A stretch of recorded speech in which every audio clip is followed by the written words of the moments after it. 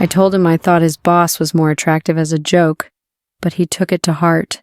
And then I thought I was being playful when I told him his boss was very attractive, but I didn't realize it was the first crack in the foundation of everything we built and the door I opened to ruin my marriage. So, Reddit community, please, I need you all to hear me out and give me your advice on what I should do next, because I really need my marriage to work again. Please, no biased advice or hate comments. We are all humans and we are not perfect. I'm losing my mind each passing day and I'm struggling so hard to accept the reality of my situation, but I can't. I swear in my life I never intended for anything to go wrong until I realized that I used my own hand to ruin the perfect life I had. Okay, let me tell you everything that happened. My name is Anna and my husband's name is Ken. We dated for 4 years before we got married 5 years ago. Yes, I had 4 good years to choose between him and another guy or to get distracted, but I wanted him and only him. When we relocated to our new house a year after our wedding, I stopped working as I was still recovering from my miscarriage. My last work as a banker was tedious. Ken and I had decided that I would quit working for some time, but maybe in the future if I ever wanted to start again, he would be okay with it. I became comfortable at staying at home, practicing different food recipes. Ken was totally fine with it. In fact, aside from working in the office, he created a home office and he tried his best to leave work early and complete any unfinished task from his home office just to be around me. Ken was very kind, and he felt guilty that he let me work when I was pregnant, and that led to the miscarriage. But I told him not to put the blame on himself, and gradually, we were healing from it. During this period, Ken would go the extra mile just to make me happy, and even before this, he has always been a romantic and caring partner. He gave me everything I wanted and told me my happiness was his happiness. He even reduced and declined extra shifts just to be with me. That was how lovely he was. My friends envied our marriage so much, and I loved how they do wish their relationship and marriage could be like ours. Then we had our boys, Jamie and Ethan. Ken, as expected, became a very kind father many children dreamt of having. He built pillow forts, coached soccer games, and read bedtime stories in the most animated voices, something I was lazy to do most times. When he learned about the promotion opportunity, he motivated him to start putting in extra effort to achieve it. It was an opportunity of a lifetime, what we ever wanted, and what would be enough to cater for our growing family. I was very happy for him and proud of him. I had another thing to boast about while chit-chatting with my friends. I didn't let my friends know exactly what's going on in my marriage, but some good news is worth bragging about. Ken had worked so hard for years, and he deserved every bit of recognition. At first, the long hours of work that came after he became aware of the promotion didn't bother me. I understood the stakes, the pressure he must have felt to succeed. It was just a busy season, he'd assured me every time he kissed my forehead before disappearing into his home office, and I believed him. And then he finally got the promotion. Aside from getting promoted, he became Michael's favorite. Michael is his boss. In the office, they do keep it professional, and outside the office walls, these two were good friends.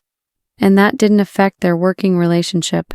I was aware of their friendship, but I had never seen Michael before. Again, another promotion came up. Of course, I didn't want him to be in one position forever. So I was ready for this one.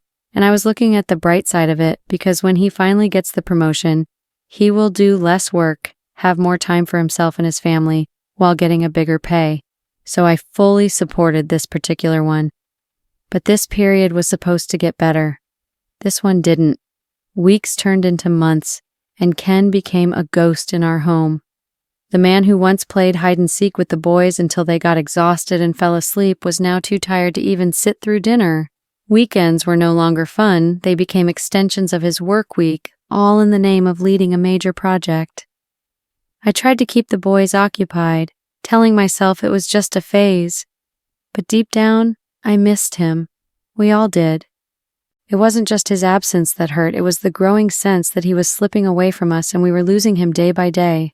I started noticing things like the way he avoided eye contact when I asked about his day, the late-night phone calls he took in hushed voices, and the way he'd stiffen whenever I entered his home office unexpectedly. My mind began to wander into dangerous territory. Was it just work? Or was there something more? At that point, who wouldn't have suspected that something was off? I couldn't keep it to myself anymore, so I decided to confide in my friend Laura. She's been my rock for years, the kind of person who tells you what you need to hear, not what you want to hear. When I poured out my concerns, she listened carefully. She told me she was not suspecting him of being up to anything, and that I needed to trust my instincts. If something feels off and it keeps eating me up, then I should figure it out myself. Maybe follow him one day when he goes out and see for myself. The idea made me uneasy, but Laura had a point. There had been a time years ago when I'd felt a similar distance between us. Back then, it had been work, just as he claimed. He was under so much pressure, and I let my insecurities get the better of me. When the truth came out, I felt terrible for doubting him. But this time, something felt different. This time, I couldn't shake off that nagging suspicion that there was a skeleton in the cupboard. Then there was Michael. He first came into the picture shortly after Ken's first promotion, during one of the many company events I attended to support my husband. He was charismatic, a man who could command the room with his presence alone. And I just admired the aura. Honestly, there was nothing more to it. When he approached me, his charm was disarming. He complimented my dress and joked about how Ken must be very busy that night to notice how beautiful I looked. I had laughed, flattered by his words, and even mentioned it to Ken later that night. To my surprise, Ken didn't find it funny. He told me Michael was actually like that to everyone, and I shouldn't read too much into it. His tone was cold, and I myself was annoyed because I didn't read any meaning to it. I was only hoping he would be a little sorry for inviting me to his company's event without being beside me. I understood he had some background work to do as the event was going on, but at least I needed my partner. Instead of being sorry for that, he was mad over a mere compliment. It led to a misunderstanding, one that lasted for days before we eventually sorted it out. I assured Ken that I only had eyes for him, and he promised to make more time for our family. For a while it felt like we were back on track. But promises are hard to keep when work takes over your life. One evening, after Ken left the house for yet another late-night work, I felt the same loneliness creep back in. Suddenly, Laura's advice echoed in my mind. That night, I decided to see for myself what was keeping Ken away. I followed him carefully from a distance, only to see myself in front of his office. He was exactly where he said he was heading to. I guessed he left some documents he badly needed to carry out. A particular task that night. Relief flooded through me, but so did a deep sense of guilt. He was working hard for us, for our family. Why wasn't that enough for me? Still, that loneliness remained. And then came the day when Michael's charm found its way back into my life in a way I hadn't anticipated. It was at a company charity gala, one Daniel had insisted I attend, despite knowing he'd be tied up with work all evening. I told him I wanted to spend time with the boys, but he was persistent, so I finally agreed. As the event wound down, Michael offered to give me a ride home. He was heading towards my direction for another event, and Ken had something to tie up before leaving. I hesitated, but the boys needed me, and Ken told me I could go. Remembering the misunderstanding I had with Ken in the past because of Michael, I felt uncomfortable, but I didn't want to make a scene. Reluctantly, I agreed. The ride started innocently enough as silence ruled. The silence in the car became so awkward and was eating me up, so I decided to start a conversation. We talked about the event, how he became close with Ken and Ken's dedication to work. Then his tone shifted. He told me Ken was lucky to have someone as understanding as me, and that it's not easy being married to a man who's always working while I take care of 2 kids at home all by myself. His words struck a nerve. For months, I had been burying my loneliness trying to justify Ken's absence. But there Michael was, acknowledging it, validating the feelings I had tried so hard to suppress. He added that he knew how lonely I felt most of the time and that I deserved to be seen and appreciated. Those words really hit me hard. For a moment, I let his words wash over me. There was a part of me that wanted to believe him, to let his words and charm fill the void Ken left. But Michael was not in any position to get personal with me, so I thought of my husband and all the sacrifices he was making just so that we could be fine, and I pulled back, both physically and emotionally. I didn't know why Michael said that, be it pure concerns or whatever, I didn't care. The rest of the ride was silent. When we reached my house, I stepped out of the car without a word or a backward glance. That was kind of childish, I admit. He didn't do anything wrong, although he felt otherwise. Maybe he shouldn't have commented on my marriage. He had no right. So that night, as I was about to go to bed, I felt the urge to make things work between Ken and I. I couldn't let his distance build a world between us. We needed to find our way back to each other, at least for the sake of our children. I didn't want to bother him that night, as it has been a long day already. So the following evening, I made the first move. I walked into his home office, where he was buried in his work, and placed my hand on his shoulder. He looked up, surprised. I asked him if we could talk. He agreed and set his work aside. I poured out how I felt about the long hours, and the constant absence was suffocating. And not just me, but the children as well. They missed the father they had, and he couldn't even notice that I was drowning. He actually answered me in a calm tone, explaining that he was working hard for us, for our future, for the kids' future. I could feel the frustration in his voice, as though my pain was an inconvenience he had no time to address. He told me that the promotion he was chasing was the key to everything: a better life, security, the fulfillment of dreams we had once shared. I totally understood him, but he didn't understand me. To me, his answer made it clear that he saw my struggles as a failure to appreciate his efforts, not as a cry for connection. That's how I saw it. I felt a wall go up between us that night, one neither of us seemed willing to break. In the weeks that followed, our home became a cold and quiet place. I threw myself into the routine of managing the boys, the house, and everything else that came with being a mother and wife. Ken, meanwhile, seemed more distant than ever. He worked late at night, left before dawn, and all his attention was consumed by endless meetings and deadlines.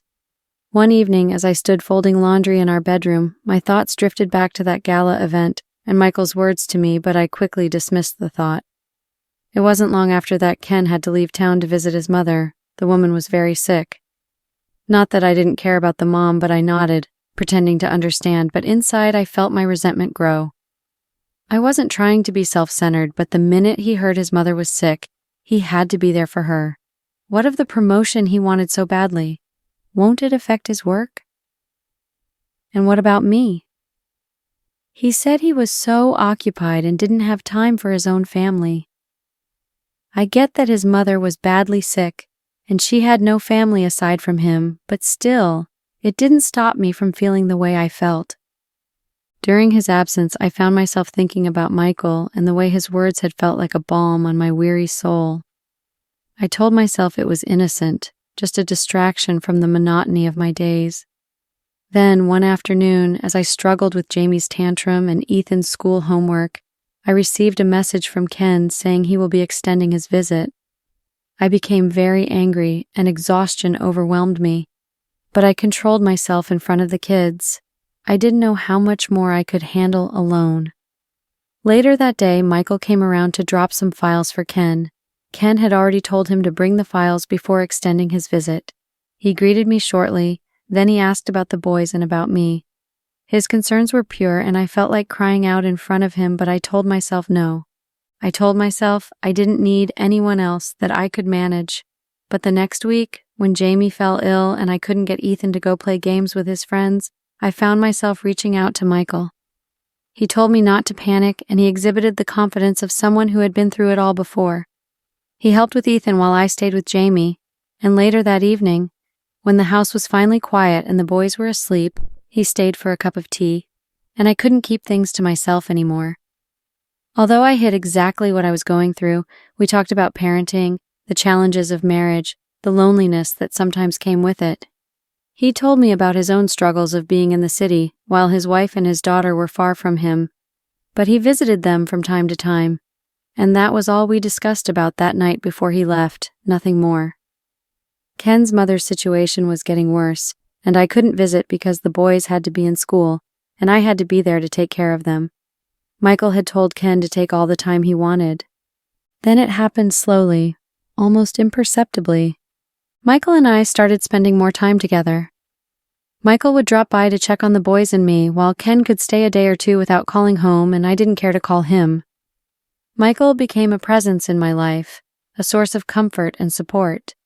And somewhere along the way, the line between friendship and something more began to blur. But I kept telling myself that nothing will happen. Michael gave me the support I badly needed, and I shouldn't chase him away, but rather I should kill the growing feelings that had started to creep in. The first time Michael kissed me, I was overwhelmed with guilt. I told myself it was a mistake and that it wouldn't happen again.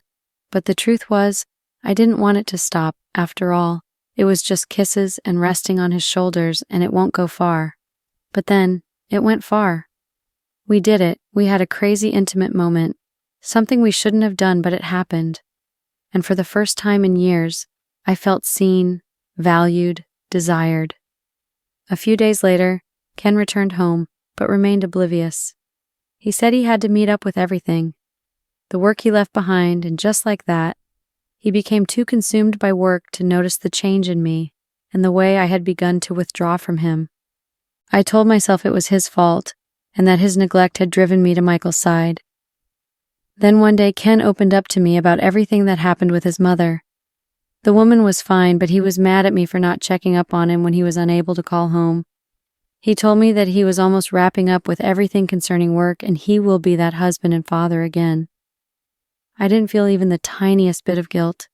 I was tired of him always having justification for all his actions, but I decided to end whatever was going on between me and Michael for the sake of my children.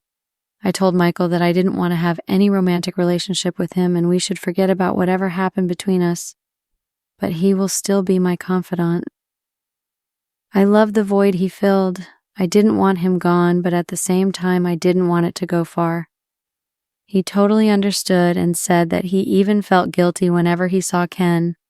So with that, we decided to bury everything in the past. But like they say, nothing stays hidden forever. One evening, Ken returned home earlier than expected. I was upstairs sorting through the boys' stuff when I heard him scream my name in a way I hadn't heard before. I came downstairs and he was looking so excited as he told me that he got the promotion and that everything will return back to normal. He apologized for working so hard and not having time for our family, and now that he's on a higher level, he won't have to do much workload again and everything will be perfectly fine. He was happy and he hugged me tightly, and I feigned happiness because I felt more guilty than happy for ever blaming him when he was doing everything he could to make sure we had what we were about to enjoy. That night, we decided to have a special dinner without the boys to celebrate his promotion. Then, as we were eating, out of nowhere, he dropped the news that his boss was leaving town, and I said I was going to miss him, and that's when he looked at me confused. He just said, "Really?" and then proceeded to ask me why I would say that. Without thinking, I blurted out, "Well, honestly, he's more attractive than you," and I immediately regretted it. I don't know why I said that. Maybe because I was not happy hearing that Michael, the man I wanted to never leave my side, was leaving town and was going to stay with my husband who never cared or noticed anything about me anymore. But until I said it, I didn't know. But I said it as a joke. I knew that because no matter how I felt, I still wanted to stay married to Ken. But I could see my husband's face change. He didn't laugh. Instead, he just went quiet for a moment, and instantly my phone buzzed next to him. He picked it up without hesitation. His face went from bitter to sour as he looked at the screen, and then he turned the screen towards me and asked me to explain what the text meant. It was a message from Michael. He looked at me in disbelief, and his eyes were filled with anger. I was very scared from the look on my husband's eyes, and his hand's grip on the phone was so strong and capable enough to destroy my phone. The thing is, as my husband mentioned, Michael was leaving the city to stay with his family. He resigned because he was done setting up his personal business ventures. The message on the phone was a farewell text, telling me he enjoyed all the time we spent together. I thought maybe I would have come up with a perfect lie to match the text. That's what I wanted to do. But Ken was already demanding for the truth with so much intensity. I couldn't lie. I wept as I told him everything that happened between me and Michael. I tried to explain, to tell him about the loneliness, the pain, the way I had felt invisible for so long. But he won't hear me out. Me and Michael didn't even do anything deep. It was an accident, and whatever happened was just once and we stopped, because I loved Ken. No matter how distant he was, I loved our marriage and I loved our kids and I didn't want anything to go wrong. But Ken didn't listen. Yes, I was consumed with guilt and regret. I begged him to hear me out, to let me explain. I told him I never meant for things to go that far and that I have been very understanding with him, and at least he should try to understand me as well. But he didn't. He said he couldn't trust me anymore and that the damage was done and that I had to leave. He gave me a few days to pack my things and figure out where I'd go, and he left the house for a few days because he couldn't stand me. The thought of leaving my boys and disrupting their lives was unbearable. I pleaded with Ken and told him we could fix things, anything to salvage what was left for the sake of our family. But he didn't want to fix anything. He told me that there was no going back from what I did, and that for me to have a pleasurable moment with Michael and still have the guts to say he was more attractive means I wanted out of our marriage, and I stopped loving him, and that hurts him badly. He said I had not betrayed only him but the boys when all what he ever did was for the family, but I didn't appreciate it. He reminded me I had a few days to leave the house before he returned and that I shouldn't worry about the kids. He will take care of them. Thankfully, he had enough time. I was desperate. I had nowhere to go to. I couldn't go to Michael. He had left already, and I couldn't just let go of my children. They made me smile. They were the reasons for my daily happiness, and I couldn't just see myself living without them. I needed a solution to my problem. So I ran to Laura again. She listened as I poured out my fears, my confusion, and my shame. She told me with the same blunt honesty as before that Ken might never forgive me. Even if he did, she said, he would likely bury himself in his work again, leaving me to deal with the same void that had pushed me toward Michael in the first place. Laura came up with something drastic, which was selling the house, taking the boys, and leaving before Ken could act further. She told me I had suffered to take care of my kids and no woman would be able to do that for me, and I needed to protect the kids from the fallout, to create a fresh start where we wouldn't be haunted by the shadow of my mistakes. At that time, I was too confused and overwhelmed to know if it was the right decision. I just needed something that would keep Ken close to me. Perhaps make him reconsider his decision. But the idea of taking the boys away from their father felt like another betrayal. Left alone with my thoughts and my guilt, I began to see the depth of the damage I had caused. Laura's words echoed in my mind, but I didn't know what to do. I wanted my boys. I wanted to keep their lives as normal as possible, but Ken's anger was unrelenting. Ken was smarter than I had given him credit for. He found out about my plans before I could execute them. Whether it was through intuition or his meticulous nature, I don't know, but he uncovered my attempts to prepare for a life elsewhere with the boys. I'll never forget the look on his face when he confronted me. It wasn't just anger, it was real pain, deep and raw. He told me I had no right to take the boys away, and that they needed stability, not the chaos I was creating. He told me I had destroyed the trust in our family, and now I was trying to run from the consequences. Then, with a voice colder than I thought possible, he told me to leave.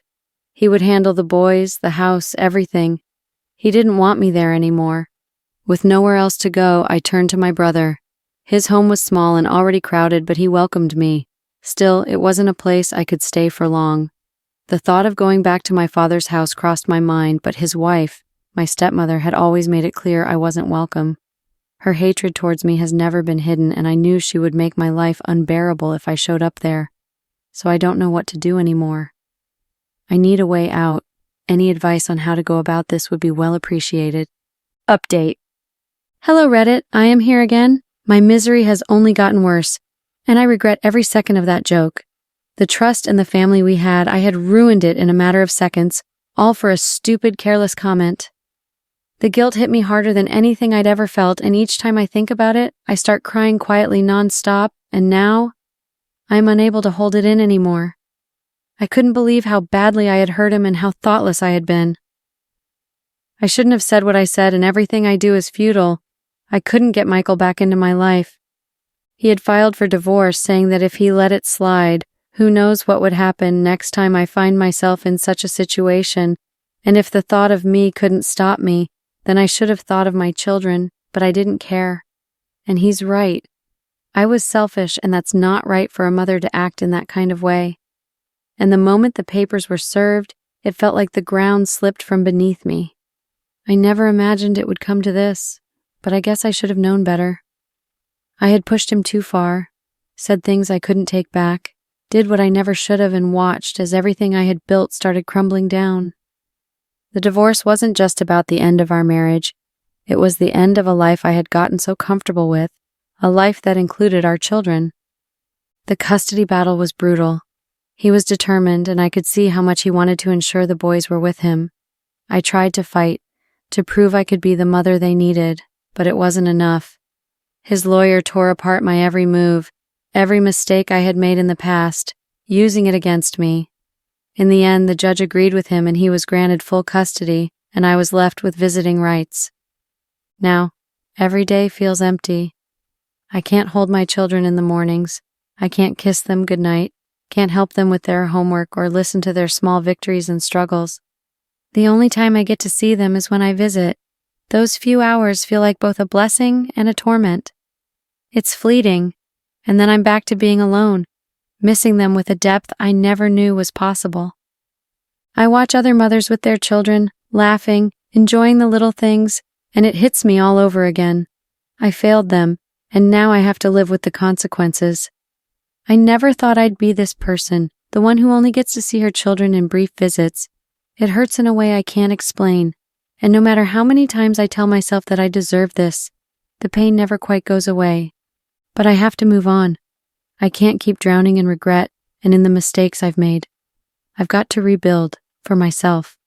I've got to face this head on and find a way to make my life meaningful again, even if it's without the family I thought I'd always have. Maybe, just maybe, if he sees how much I've changed, how hard I've worked to grow and become better, he might reconsider. But for now, I've got to focus on myself. I've got to work on building a future. Thank you to everyone who has read this far. I'm not sure what the future holds, but I'm starting over, and that's all I can do.